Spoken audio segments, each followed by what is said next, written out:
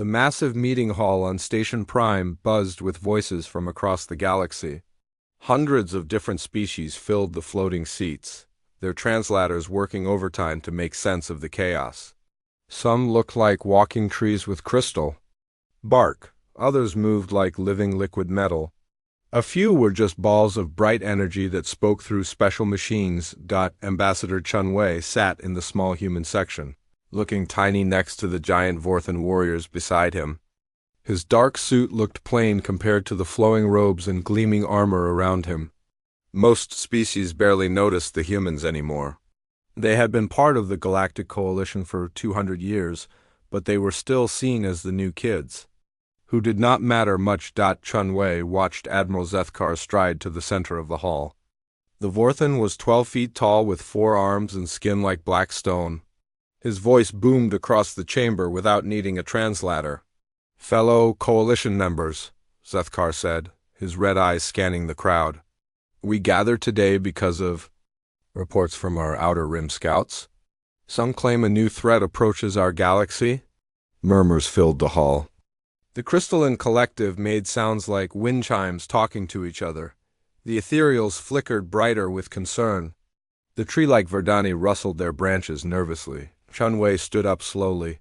His voice was quiet but clear. "Admiral Zethkar, the threat is real.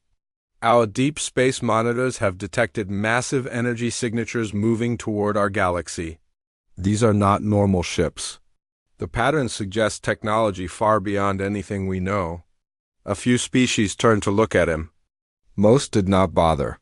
Zethkar's expression showed what he thought of human opinions on military matters. "Ambassador Chun," Zethkar said with barely hidden annoyance, "humans have been monitoring space for what, 2 centuries? My people have been warriors for 10,000 years. We know the difference between real threats and sensor ghosts." The Vorthan Military Council nodded in agreement. General Vexmore, Zethkar's second-in-command, added his voice. "The humans mean well, but they lack experience in these matters. Their ships are barely capable of faster than light travel. How could they detect threats we cannot?" Chun-Wei felt the familiar sting of being dismissed. It happened in every meeting. Humans were good for trade negotiations and fixing broken equipment. They were not taken seriously when it came to real problems. Dr. Sarah Kim, the human science advisor, tried to support him. "Our analysis shows energy readings that match theoretical models for extra-dimensional technology. The approaching ships seem to exist in multiple realities at once." This time, a few more species paid attention.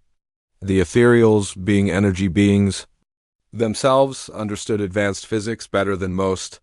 Their spokesman, a being called Flux High, spoke through his translation device. "The human scientists have shown skill before," Flux High said. "Perhaps we should examine their data more carefully." But Zethkar waved a massive hand dismissively.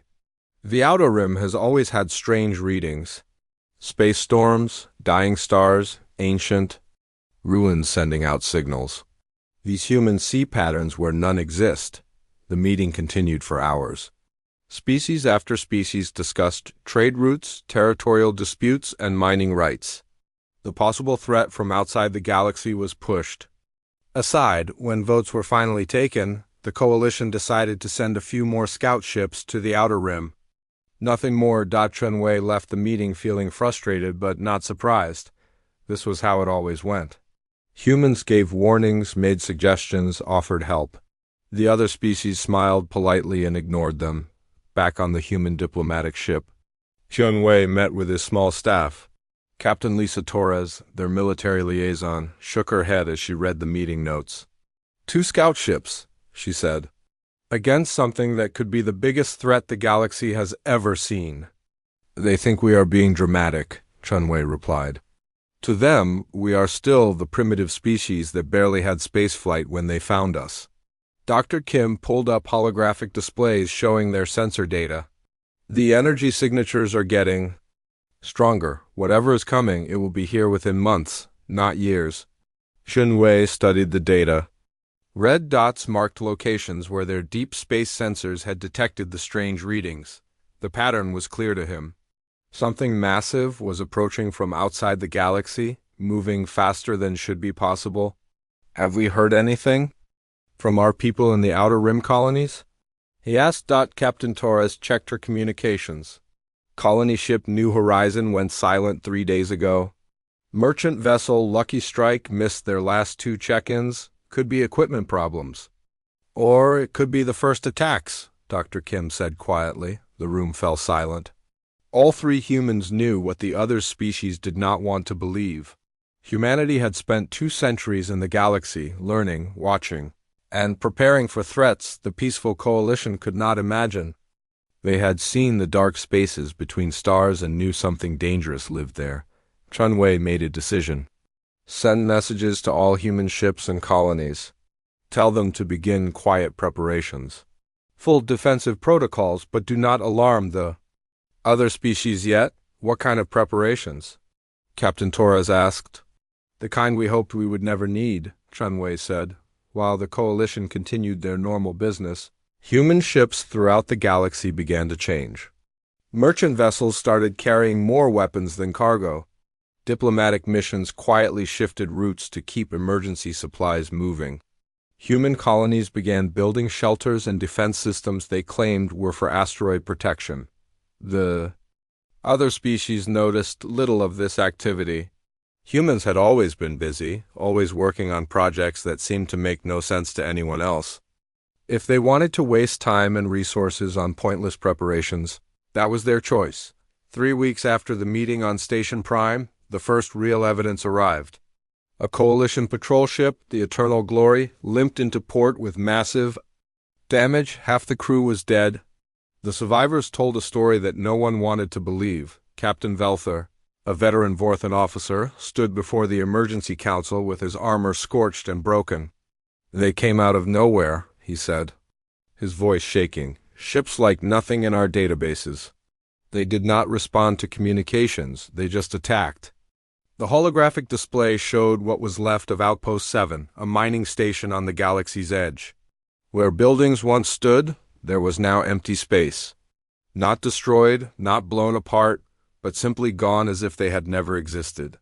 The weapons. Dissolved matter itself, Captain Velther continued. Our shields meant nothing. Our weapons could not even touch them. They took what they wanted and left. No demands, no warnings, nothing.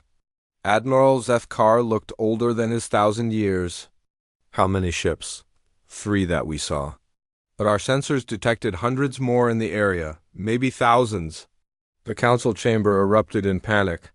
Species that had lived in peace for millennia suddenly faced something that could erase them from existence.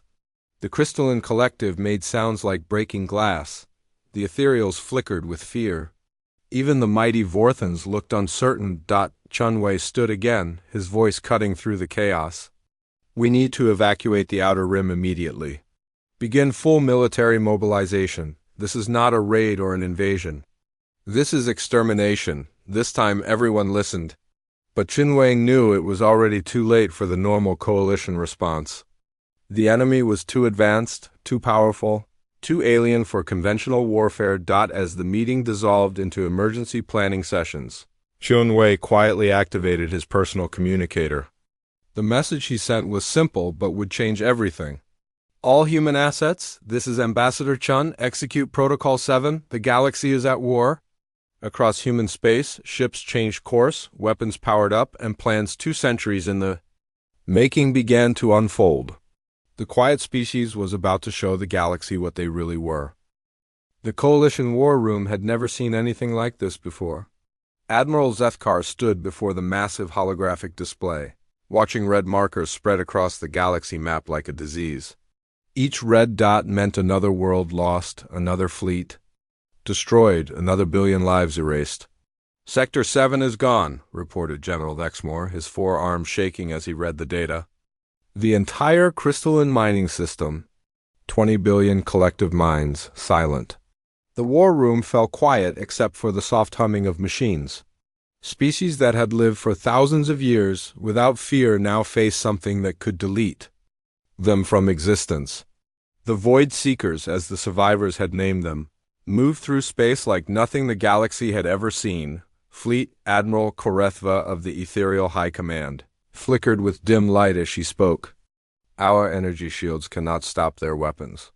They dissolve matter at the atomic level. Our ship simply ceased to exist when hit. Chunwei watched from his position at the human console. 3 weeks had passed since the first attack. In that time, the coalition had lost more ships than in the previous 1,000 years of peace. The outer rim was completely gone. The middle territories were falling fast. "What about the evacuation fleets?" asked Counselor Brendel of the tree-like Verdani. His branches drooped with exhaustion. "Any word from Sector 5? The answer came from Captain Yelmar, a young Vorthan who looked ready to collapse. "Evacuation. Fleet Gamma sent their last message yesterday. They were carrying refugees from 12 different worlds. The message was just screaming, then nothing." Chunwei checked his private communicator. Human rescue ships were still operating in the danger zones, but they had to be careful. Protocol 7 was working, but slowly. Humans throughout the galaxy were quietly moving into position while appearing to follow coalition orders. Admiral Zethkar turned to face the council. His stone-like face showed cracks of stress. "We need a new strategy. Everything we try fails. Our best weapons cannot hurt them. Our fastest ships cannot outrun them. Our strongest shields cannot protect us." Dr. Sarah Kim, the human science advisor, stepped forward with her datapad. "We have analyzed the Void Seeker technology based on wreckage and sensor readings. They exist in multiple dimensions at once. This gives them incredible advantages but also creates potential weaknesses." "What kind of weaknesses?" Zethkar asked, grasping for any hope. "Their dimensional stability requires precise calculations." Dr. Kim explained. "If we could disrupt those calculations, we might be able to force them back into normal space where they would be more vulnerable." General Vexmore slammed his fist on the table. "More theory, more human theories. We need action. We need to fight." "With what?" Chunwei asked quietly. "Half your fleets are destroyed? The other half are running toward the core worlds with refugees."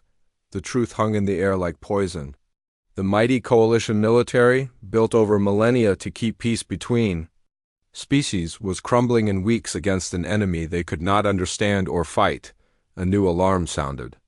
Communications Officer Telenara announced the latest disaster. "Vortham Prime is under attack. The home fleet is engaging, but double quote," she paused, listening to her earpiece. "Admiral Korex reports his ships are being destroyed faster than they can." "Retreat!" The room exploded in panic. Vorthan Prime was one of the most heavily defended worlds in the galaxy. If it could fall, nowhere was safe. Chunwei activated his communicator and sent a coded message. Across the galaxy, human ships received new orders. The time for quiet preparation was ending. Captain Lisa Torres commanded the human merchant vessel Golden Dawn, which was actually a disguised military ship. She had been evacuating civilians from the war zones for weeks, but now she had different orders. "All hands, this is the captain," she announced over the ship's intercom.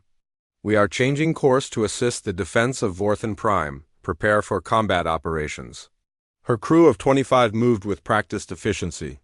Cargo holds opened. To reveal weapon systems. False walls dropped to show missile launchers. The Golden Dawn transformed from a simple merchant ship into a warship in minutes. Similar transformations happened throughout space. Human ships that had been running supplies and rescue missions suddenly revealed their true nature. Centuries of hidden preparation came into the light on Vorthan Prime. Admiral Korex watched his great fleet being torn apart by 3 Void Seeker ships. His massive dreadnoughts, each the size of a city, exploded like firecrackers when the alien weapons touched them. "Fall back to defensive positions around the planet," he ordered, but he knew it was hopeless. Nothing could stop these monsters. Then something impossible happened. Long-range sensors detected a small fleet approaching fast. The ships looked like standard human merchant vessels, nothing special. But they were heading straight for the battle instead of running away. "This is Captain Torres of the human vessel Golden Dawn," came a calm voice over the communications. Admiral Corex, please pull your ships back 2,000 kilometers. We are beginning our attack run, Corex almost laughed. One small human ship against 3 Void Seeker destroyers. It was brave but suicidal. The Golden Dawn accelerated toward the nearest enemy ship. At the last moment, it launched something the Vorthans had never seen before. Instead of energy weapons or missiles, the human ship fired clouds of metal debris mixed with some kind of gas dot. The debris cloud hit the Void Seeker ship, and something strange happened. The alien vessel flickered, appearing and disappearing like a broken hologram. Its smooth movement became jerky and uncontrolled. What did you do? Admiral Corex asked in amazement. We threw sand in its gears, Captain Torres replied. Dimensional stability requires precise energy fields. Introduce enough random particles and the whole system becomes unstable. The damaged Void Seeker ship tried to retreat, but its dimensional drive was malfunctioning. It existed in normal space now, vulnerable to conventional weapons. Corex's remaining ships opened fire and the alien vessel exploded in a brilliant flash. The other 2 Void Seeker ships turned toward the Golden Dawn. But more human ships were arriving. Each one carried the same weapon, simple matter that disrupted the enemy's advanced technology. Within an hour, all 3 Void Seeker ships were destroyed. Vorthan Prime was saved, and for the first time since the war began, the Coalition had won a battle. The victory did not last long. Reports came in from across the galaxy showing the true scale of the invasion. Hundreds of Void Seeker fleets were moving toward the core worlds. Entire sectors had gone silent. Billions of refugees fled ahead of the advancing enemy, but something else was happening. Human ships, revealed now as warships in disguise, were fighting back. They used strange tactics that confused both enemies and allies. They struck from unexpected directions, used unconventional weapons, and somehow survived. Battles that should have killed them. Chun Wei stood in the Coalition war room, no longer ignored by the other species. The data streams showed the changing situation.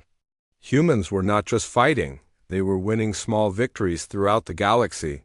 How many ships do you really have? Admiral Zethkar asked him directly. Enough, Chun Wei replied. We have been preparing for something like this since we joined the Coalition.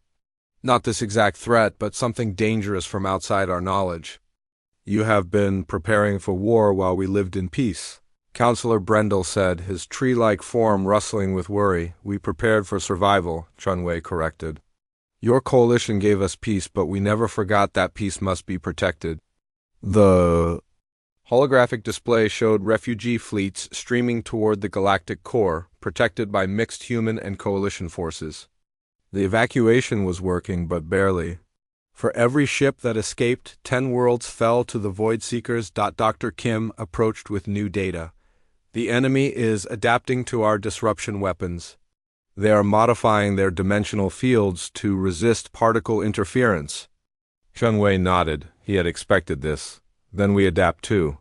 Send new instructions to all human commanders. Begin Phase 2 protocols. Across the galaxy, human forces received new orders. The simple disruption weapons had been just the beginning. Phase 2 would show the Coalition what humans could really do when survival was at stake. The war was far from over, but the galaxy's quiet species had finally shown their teeth. Captain Sarah Martinez stood on the bridge of her ship, the Defiant Spirit, watching the impossible happen through the main view screen. 3 massive Void Seeker cruisers hung motionless in space, their hulls cracked and bleeding strange light into the vacuum. Around them floated the wreckage of what had once been the Coalition's strongest battle group. Ma'am, her communications officer called out, we're getting distress signals from 17 different ships. Multiple species, all badly damaged, Sarah nodded grimly. The refugee convoy they were protecting had walked into a trap. The Void Seekers had learned to predict Coalition movements and set ambush. What should have been a safe journey to the core worlds had become a massacre. How many survivors can we detect? She asked. Maybe 3,000 across all the damaged ships, but the Void Seekers are moving to finish them off. Sarah watched the alien ships begin to turn toward the helpless refugees. Their weapons charged with that familiar blue glow that meant death for anything they touched. She had seen it too many times over the past month of fighting. "Engineering, give me everything you've got," she ordered. "Weapons, prepare the special packages, we're going in." Her crew of 40 humans moved without question. They had all seen what happened to ships that tried to fight Void Seekers in normal combat. But they had also learned that normal combat was not the human way. The Defiant Spirit accelerated toward the 3 enemy cruisers. To any observer, it looked like suicide. One small human ship against 3 giants that had just destroyed an entire battle group. But Sarah had something the dead coalition commanders had not possessed: 200 years of human military thinking. "Launch packages 1 through 6, she ordered when they reached optimal range. "Random scatter pattern." The packages were simple metal containers filled with basic materials: iron dust, copper fragments, water, and compressed gases. Nothing advanced or expensive. To most species, they were worthless junk. To humans, they were weapons. The containers exploded between the Void Seeker ships, creating clouds of debris and gas. The alien vessels tried to phase through the matter using their dimensional drives, but the random particles disrupted their fields just enough to force them back into normal space. "Now we have them," Sarah said with grim satisfaction. "All weapons. Target the lead ship." The Defiant Spirit opened fire with conventional missiles and energy beams. The Void Seeker cruiser, caught in normal space, actually took damage. Its shields flared and weakened under the sustained attack, but the real genius of Sarah's plan came next. While the enemy focused on her ship, the damaged refugee vessels began to move. Human rescue teams had been secretly placed on many coalition ships over the past weeks. Now they took control. "This is Commander Johnson on the crystalline vessel Harmony," came a voice over the communications. "We have control of their ship systems. Beginning attack run." One by one, the damaged refugee ships joined the battle. Humans used salvaged alien technology in ways its creators had never imagined. A Vorthan heavy transport became a missile boat. An ethereal science vessel turned into an electronic warfare platform. A Verdani colony ship sprouted weapon ports from its gardens. The 3 Void Seeker cruisers found themselves surrounded by ships they had thought were helpless prey. Worse, these vessels were fighting in patterns that made no sense. They used suicide runs that turned into last-second escapes. They fired weapons that seemed to miss but created explosions in exactly the right places. Within 2 hours, all 3 Void Seeker ships were destroyed. The refugee convoy was saved, and word of the victory spread throughout the galaxy at light speed. In the Coalition war room, the mood had changed completely from despair to something like hope. Admiral Zethkar studied the battle reports with amazement and growing concern. "Captain Martinez destroyed 3 cruisers with 1 ship and a bunch of refugees," he said to Chunwei. "How is this possible?" "Human innovation," Chunwei replied simply. "We see problems differently than other species." Dr. Elena Vasquez stepped forward with her research team. The human scientist had been working around the clock since the war began, studying captured Void Seeker technology with methods that confused alien researchers. "We have made a breakthrough," she announced. "The Void Seekers rely on dimensional mathematics for everything: their weapons, their shields, their movement. But their calculations assume predictable behavior from their enemies." She activated a holographic display showing the internal structure of a Void Seeker ship. "Look at this. Every system is connected through dimensional fields. Very efficient, very powerful, but also very fragile if you know where to hit it." General Lexmore leaned forward with interest. "What do you mean, fragile?" "Their technology requires perfect mathematical harmony," Dr. Vasquez explained. "Introduce chaos into their calculations and everything breaks down. Human warfare specializes in chaos." The assembled coalition leaders began to understand. For millennia, they had fought wars with rules, strategies, and predictable tactics. Humans fought wars with imagination, adaptation, and controlled madness. Commander James Sullivan provided another example 3 days later. His small force of mixed human and coalition ships encountered a Void Seeker battle group near the ruins of Sector 9. Instead of retreating or making a heroic but doomed attack, Sullivan did something no alien commander would consider. He used an abandoned asteroid field as a weapon. "All ships, follow my lead," Sullivan ordered. "We're going mining." His force began pushing asteroids out of their orbits using simple thruster attachments.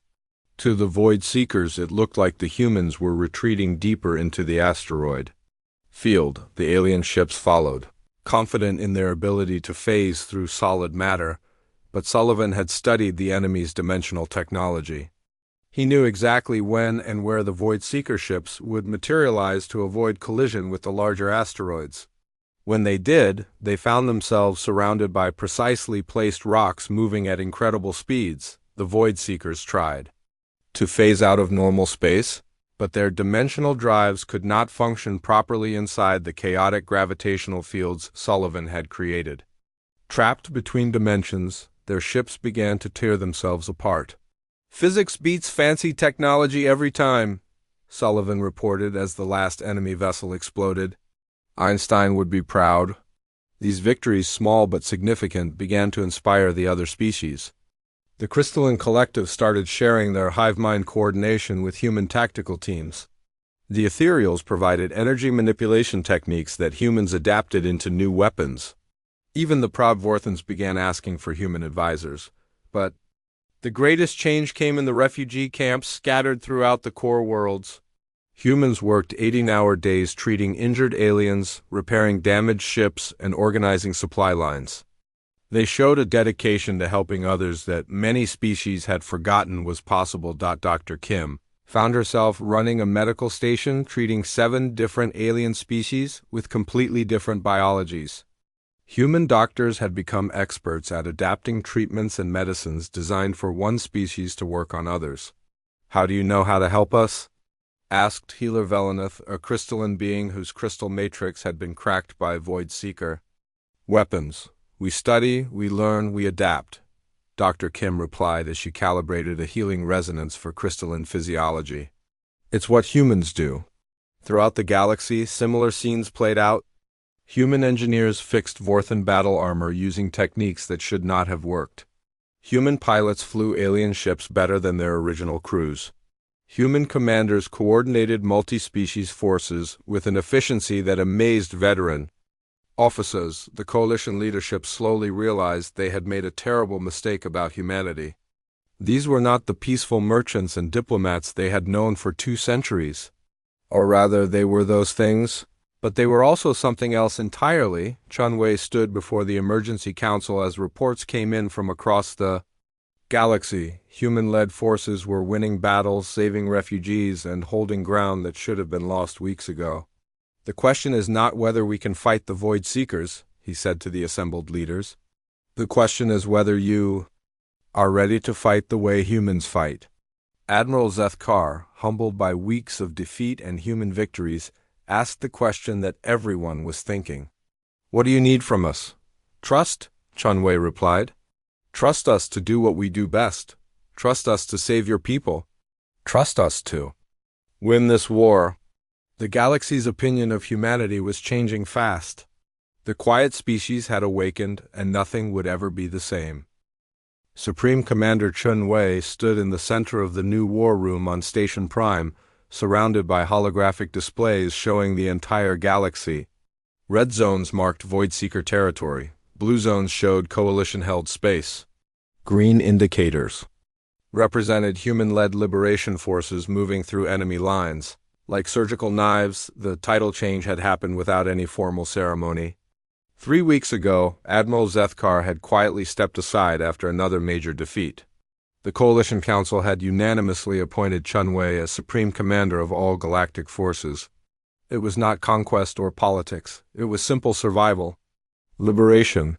"Fleet Gamma has successfully retaken the Altair system," reported Captain Torres from her position at the tactical display.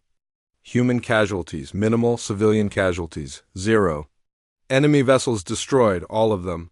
Chunwei nodded as he studied the battle reports. Human forces were not just winning battles anymore. They were winning them perfectly, with precision that amazed even their allies. The key was understanding how Void Seekers thought and turning that knowledge into weakness. Admiral Zethkar approached the human commander with something that looked like respect mixed with fear. Commander Chun, how are your forces achieving these results? Our best tacticians studied warfare for centuries, but your people make it look simple. Because it is simple once you understand the enemy, Chun Wei replied. The Void Seekers are advanced but predictable. They follow mathematical patterns because their technology requires it. Humans excel at breaking patterns. On the display, green markers showed human task forces spread throughout the galaxy. Each one operated independently but followed the same basic strategy: identify Void Seeker weaknesses, exploit them ruthlessly, and move on to the next target before the enemy could adapt. Captain Sarah Martinez had become legendary among the Liberation Forces. Her ship, the Defiant Spirit, had freed 17 systems in the past month using tactics that no military academy would ever teach. The liberation of crystalline Prime showed her methods perfectly. The planet held 3 billion crystalline collective mines under Void Seeker occupation.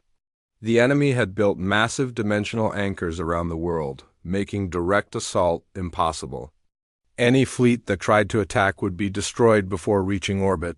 Martinez did not attack the anchors. Instead, she disguised her strike team as a Void Seeker supply convoy using captured dimensional technology. Her team of 20 humans and 50 volunteers from other species walked right through the enemy's defenses. Remember, we are not here to fight the garrison, Martinez told her mixed species team as they prepared for the mission. We are here to cause chaos. Make them fight each other instead of us. The plan worked perfectly. Martinez's team infiltrated the dimensional control centers and began introducing random errors into the Void Seeker calculations. Their technology started malfunctioning in cascading failures that spread throughout the occupation force. Meanwhile, the surviving crystalline mines on the planet received strange new information through their hive network. Human psychological warfare specialists had learned to communicate directly with the collective, teaching them guerrilla tactics adapted for their unique mental abilities. Within 6 hours, Crystalline Prime was free. The Void Seeker garrison destroyed itself trying to fix problems that multiplied faster than they could solve them. The liberated crystalline mines emerged from hiding to find their world intact and their enemies gone. How did you know our people would understand guerrilla warfare? Asked Fluxhigh, the ethereal spokesman, when Martinez reported her success. Because intelligence is intelligence, Martinez replied. Humans are not special because we are smarter. We are special because we never assume our way is the only way. Similar victories occurred throughout the galaxy. Commander Sullivan's ghost fleets appeared behind enemy lines like phantoms, striking supply convoys and communication hubs before vanishing into the dark between stars. His ships used minimal technology and maximum cunning, making them almost impossible to detect or predict. The liberation of the Vorthan industrial worlds demonstrated human engineering capabilities. Void Seeker forces had occupied the planets for months, using the manufacturing facilities to build new weapons and ships. Coalition forces had written off the worlds as lost. Human engineer corps changed that assessment in 3 days. Chief Engineer Maria Santos led a team of 200 humans and allied volunteers through the planetary defense network, using maintenance tunnels and waste disposal systems. Instead of trying to fight the massive Void Seeker garrison, they sabotaged the dimensional power systems that kept the enemy factories running. We do not need to destroy the equipment, Santos explained to her diverse team. We need to make it destroy itself. The sabotage was surgical and brilliant. Santos's team introduced tiny flaws into the dimensional systems that would amplify. Over time, the Void Seekers noticed nothing wrong until their own factories began exploding in chain reactions that spread across 3 continents. The enemy garrison tried to evacuate, but found their ships would not start. Human technicians had spent decades learning every detail of Coalition technology. They understood Void Seeker systems better than the aliens who built them. When Coalition liberation forces finally arrived, They found the Vorthan worlds intact and operational, their factories converted to produce human-designed weapons that worked against dimensional technology. "You saved our people and our industry in 3 days," General Lexmore said to Santos with wonder in his voice. "Our own military could not have done this in 3 months." "Your military fights wars," Santos replied. "We solve problems." The psychological impact of these victories spread throughout both Coalition and Void Seeker territory. Species that had lived in terror began to hope again. Enemy forces started retreating from positions they had held for months, unsure where humans might strike next. But the most important change was happening in the refugee camps and liberated worlds. Humans were not just military leaders now. They were teachers, showing other species new ways to think about technology, warfare, and survival. Dr. Elena Vasquez had established research centers on dozens of worlds where human and alien scientists worked together to understand Void Seeker technology. Her teams made breakthroughs every day, developing new weapons and defenses by combining human creativity with alien knowledge. "The enemy's greatest strength is also their greatest weakness," she explained to a mixed group of researchers. "They rely on dimensional mathematics for everything. But mathematics can be corrupted by introducing variables they cannot predict." Her teams created weapons that should not have worked according to known physics.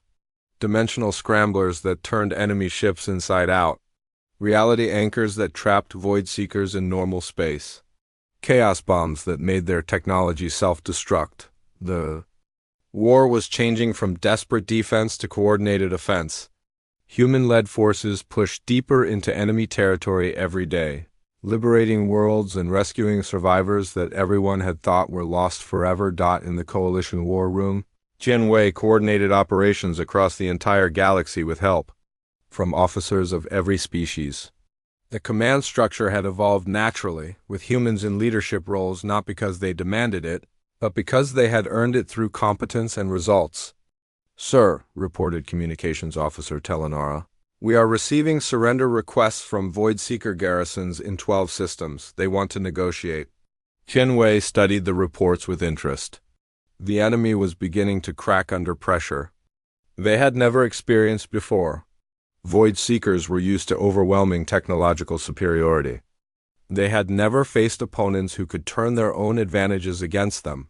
No negotiations, he decided. But offer them safe passage if they abandon their equipment and leave our galaxy. Make it clear this is their only chance. The message went out across space, translated into dimensional mathematics that Void Seekers would understand perfectly. Surrender or face the full might of human-led coalition forces. Many chose surrender. But the core Void Seeker fleets retreated toward the galactic center where their primary dimensional anchor waited. Jian Wei knew the final battle was approaching, and it would determine the fate of everyone in the galaxy. The quiet species had become the sword that would cut through the darkness. The galaxy that once dismissed humanity now depended on them for survival, and humans were proving worthy of that trust with every victory.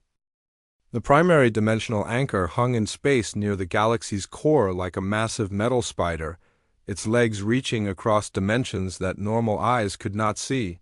Around it, the last great Void Seeker fleet waited in defensive formation. Over 1,000 ships that had retreated from every corner of the galaxy. Supreme Commander Chun Wei stood on the bridge of the flagship Unity, watching the enemy stronghold through the main view screen. Beside him, officers from every coalition species worked together with an efficiency that would have been impossible before the war. "Final fleet status report," Chun Wei requested. Captain Torres checked her displays. 2,000 coalition vessels, 400 human ships, and 300 captured Void Seeker vessels under our control. Total crew, 15 million beings from 47 different species. "And they all follow human command without question," Admiral Zethkar observed, from his position as tactical advisor. The pride in his voice was mixed with something that might have been fear. Chun Wei nodded as he studied the tactical situation. The dimensional anchor was the key to everything. It connected the Void Seekers to their home dimension, providing unlimited resources and reinforcements. Destroy it, and the invasion would collapse. Fail, and the galaxy would fall. Commander Sullivan, are your ghost fleets in position? Chunwei asked. All stealth units deployed around the anchor. Sullivan's voice came through the communicator. Waiting for your signal to begin the Chaos Protocol. Dr. Elena Vasquez looked up from her science station. The dimensional mathematics are complex, but we understand them now. The anchor requires perfect stability to function. If we can introduce enough random variables simultaneously, the entire structure will collapse back into normal space. How much chaos do we need? Chunwei asked. More than any single species could create, Dr. Vasquez replied with a slight smile. Fortunately, we have humans. The battle began with Sullivan's ghost fleets striking from 12 different directions at once. Their ships appeared from dark, space-like vengeful spirits, launching clouds of metallic debris and random particles into the dimensional field surrounding the anchor, the Void. Seeker fleet responded exactly as human strategists had predicted. They moved to intercept the small human forces, leaving gaps in their defensive formation. Into those gaps came the main coalition fleet. Led by ships that had learned to fight like humans, Captain Martinez commanded the defiant spirit at the head of the assault force. Her mixed crew of humans and aliens had become legendary for their ability to achieve impossible victories. Today they would attempt the most impossible victory of all. All ships remember the plan, Martinez announced. Over the fleet communications, we are not trying to destroy the enemy fleet. We are trying to make them destroy themselves. Her force accelerated toward the dimensional anchor, drawing enemy fire from hundreds of Void Seeker ships. But instead of returning fire, the coalition vessels began performing maneuvers that looked like madness to any conventional military observer. Ships broke formation and scattered in seemingly random directions. Some appeared to flee while others charged directly at enemy positions. A few began spinning end over end as if their pilots had lost control. To the Void Seekers, it looked like the coalition attack was falling apart. In reality, every movement was precisely calculated. Human mathematicians had spent months studying Void Seeker battle patterns, learning to predict exactly how the enemy would respond to different situations. The chaos was carefully controlled to force the aliens into specific positions. Phase 2, execute, Chunwei ordered throughout the battle zone. Human engineering teams activated devices they had been secretly installing for weeks. Reality anchors powered up around the dimensional anchor, creating zones where Void Seeker technology could not function properly. Captured alien vessels, crewed by humans who understood their systems better than their builders, began transmitting false dimensional signals. The Void Seeker fleet found their coordination network flooding with contradictory information. Chief Engineer Santos, commanding a team aboard the anchor itself, began the most dangerous part of the mission. Her group had infiltrated the structure. Days earlier, disguised as maintenance workers using stolen Void Seeker identity codes. Beginning core destabilization sequence, Santos reported as her team accessed the anchor's central control systems, introducing random variables into the dimensional matrix. The effects were immediate and dramatic. The massive structure began to flicker between dimensions, its perfect stability corrupted by human chaos theory. Systems that had worked flawlessly for millennia started failing and cascading breakdowns. The Void Seeker fleet tried to retreat to safer positions, but found themselves trapped by their own defensive formation. Human tacticians had studied their patterns so thoroughly that every escape route was blocked before the enemy even realized they needed to escape. "This is impossible," transmitted one Void Seeker commander in broken Coalition standard. "How do you predict our movements better than we do?" "Because we have been watching you for months," Martinez replied, "learning your weaknesses while you ignored ours." The dimensional anchor began to collapse, its structure twisting back into normal space-time. The Void Seeker fleet, dependent on the anchor for their advanced capabilities, found their ships suddenly vulnerable to conventional weapons. What followed was not so much a battle as an execution. Coalition forces, trained by humans to exploit every weakness, systematically destroyed the enemy fleet. Ships that had seemed invincible weeks ago exploded under weapons they had once ignored. Within 6 hours, the last great Voidseeker stronghold was gone. The dimensional anchor collapsed completely, severing the invaders' connection to their home dimension. The few surviving enemy ships, cut off from reinforcements and supplies, began sending surrender signals. "It is finished," Chunwei announced to the galaxy. "The Voidseeker invasion is over." The celebration that followed lasted for days across every coalition world. But in the quiet moments between victory parades and diplomatic ceremonies, the real conversation began. Admiral Zethkar found Chunwei standing alone in his quarters, looking out at the stars. "You saved us all," the Vorthan said simply. "My people owe humanity a debt that can never be repaid." "No debt," Chunwei replied. "We are all part of the same galaxy. Protecting each other is what civilized beings do." But Zethkar heard something else in those words. "You have been preparing for threats like this since you joined the coalition, haven't you? The peaceful humans we thought we knew were warriors all along." Chunwei was quiet for a long moment. "Every human child learns their history. We know. What happens to species that cannot protect themselves? We chose to be peaceful, but we never chose to be helpless." The truth was spreading throughout the coalition. Humans had spent 2 centuries learning every detail about every other species, their strengths, their weaknesses, their technologies, their cultures. They had prepared for possibilities that peaceful civilizations could not imagine. Dr. Vasquez's final report revealed the full scope of human preparation. Hidden weapons factories on remote worlds, sleeper agents in key positions throughout coalition space, contingency plans for threats ranging from civil war to dimensional invasion. "You could have conquered us at any time," Counselor Brendel observed during the post-war briefings. "Why did you choose peace instead?" "Because conquest is temporary," Chunwei explained. "Cooperation is permanent. We gain more by being your allies than we ever could have by being your masters." The coalition reformed with new leadership structures that reflected wartime realities. Humans held key positions not because they demanded them, but because other species insisted on it. The quiet diplomats and merchants had proven themselves the most capable military minds the galaxy had ever seen, but the most important change was psychological. Every species now understood that the helpful humans working among them were also the deadliest warriors in known space. The knowledge created a mixture of gratitude, respect, and healthy fear. Chunwei returned to his old position as ambassador, but his desk now held classified reports about new threats emerging from dark space.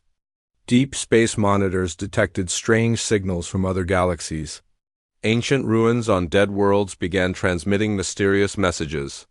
The galaxy thought it was over, he said to his small staff as they reviewed the latest intelligence reports. But this was just the beginning. There are things in the universe that make Void Seekers look like children playing with toys. Captain Torres, now promoted to Admiral, studied the data with growing concern. "Are we ready for what comes next?" Chunwei looked out at the peaceful stars, knowing that humanity would continue to watch and prepare while other species enjoyed the security their protection provided. "We are always ready," he said quietly. "That is what makes us human." The galaxy had learned never to take humanity for granted again. The quiet species would remain quiet, but they would never again be underestimated. In the darkness between stars, new threats waited, and when they came, they would face the species that had turned survival into an art form.